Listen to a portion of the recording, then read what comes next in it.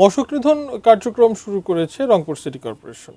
প্রথম অবস্থায় সিটির 15টি ওয়ার্ডে এই কার্যক্রম চলছে। এ বিষয়ে শ্যামাসুন্দর খালপাড় থেকে বিস্তারিত জানিয়েছেন প্রতিনিধি শাহরিয়ার মিম।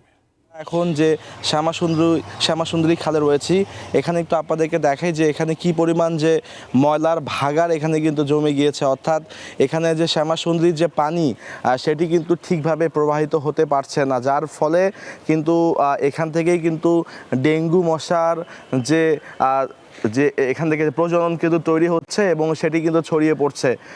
আপনাদেরকে একটু জানাতে চাই, রংপুর সিটি কর্পোরেশনের 16 নং ওয়ার্ড থেকে 30 নং ওয়ার্ডে মশক নিধনের কাজ শুরু হয়েছে। প্রথম অবস্থায় 30 জন কর্মী ও 8 জন সুপারভাইজার কাজ করছে। মশা মারতে 30টি ফগার মেশিন ও 30টা হ্যান্ড স্প্রে ব্যবহার করা হচ্ছে। এছাড়াও ডেঙ্গু রোগে কেউ যদি শনাক্ত হয়, সেক্ষেত্রে তাকে জরুরিভাবে হাসপাতালে কিন্তু নিয়ে যাওয়া হচ্ছে সিটি কর্পোরেশনের পক্ষ থেকে।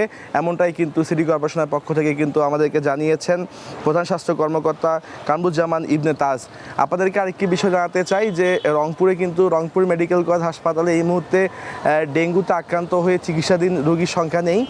তবে এর আগে যারা ভর্তি হয়েছিল তারা বেশিরভাগই ঢাকা থেকে ডেঙ্গুতে আক্রান্ত হয়েছিল, রংপুরে এসে ডেঙ্গু শনাক্ত হয় এবং পরবর্তীতে এখানে চিকিৎসাধীন অবস্থায় ছিলেন।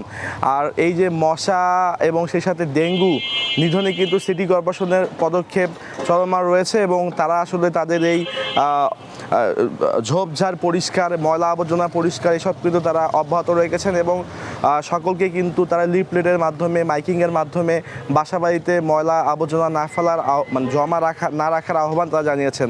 তো রংপুর থেকে এই ছিল আমার কাছে সর্বশেষ।